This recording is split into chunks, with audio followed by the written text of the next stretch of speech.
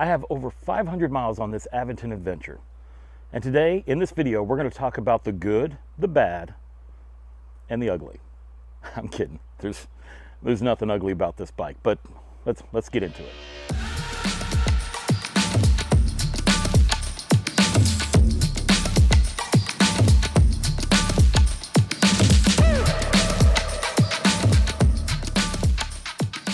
Let's talk about the good.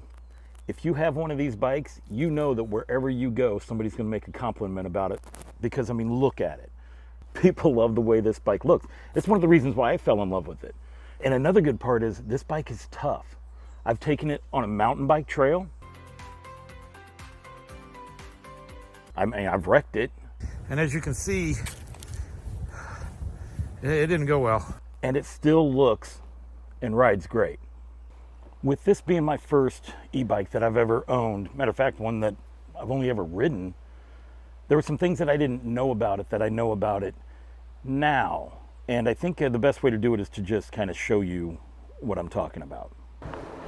If you don't have any of the power on, I mean, I have the power on, but I don't have it in any pedal assisted mode. With this thing having big tires and being heavy, you'll definitely get a workout by riding her around. The hydraulic brakes are awesome, except when, when you have to bleed them. I ended up taking mine to a local bike store, and took them like 2 days to get it to bleed right, just any little bubble. And every now and again, I still have a weak brake lever.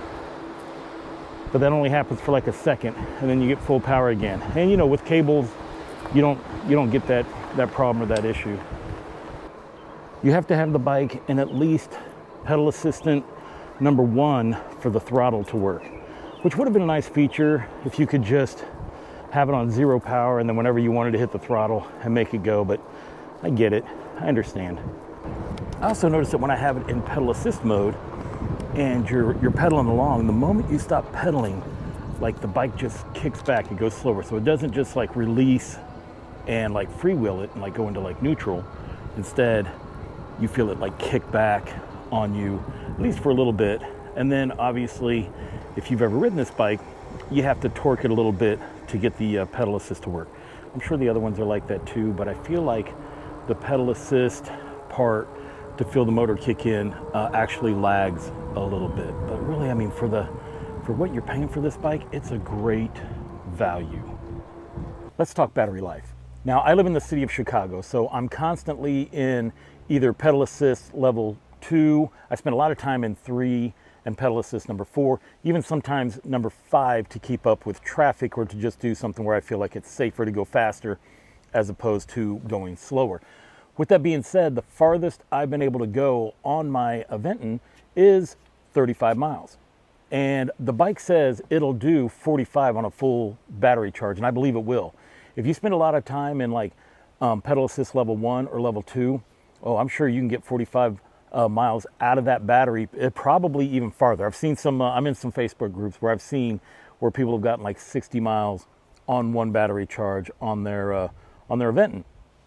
And that's awesome.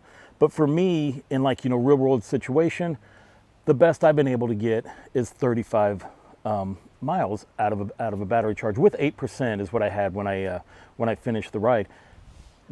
For me, that's plenty. I mean, I spent a lot of time riding around in the city, so who needs more than 45 miles on a battery charge? It could be you. And if so, Aventon offers where you can buy an extra battery for your bike. Now, carrying that around, you would have to put it on the back like a luggage rack or something like that, but it is an option. So if you are looking about one of these bikes and thinking about getting it, well, that is an option. Now, they don't come out that often. They're kind of hard to get, but they do have them, and when they do come out, they let you know. Speed on this bike is also a factor. Now, when we first got it, it comes as a class 2, and the fastest you could get it to go was 20 miles an hour. I tried to figure out how to get it to go faster, and only by luck did I realize that you have to have the Aventon app. From there, you connect it to the bike, and then you can actually make it become a class 3 bike and go up to 28 miles per hour, although I've had mine up to like 31 if you pedal it really hard while it's in that configuration. I love the functionality of this bike. So not only can I ride it through the streets of Chicago, but I can also take it on some wooded or gravel roads, and it just goes through like butter. When I think about it and the cost of what this bike is, this has been a great purchase. I ride this bike way more than what I thought I would, than what my girlfriend thought I would. And I'm gonna keep riding the heck out of this thing. I mean, I've only had it for like 6 months and I have over 500 miles on it. And that includes a Chicago winter. If you're looking for an e-bike and you want something that's very versatile and has a lot of functionality for what the cost is, the Aventon Aventure is the way to go in my opinion. And now that I've given you my review, the only thing left to do is ride.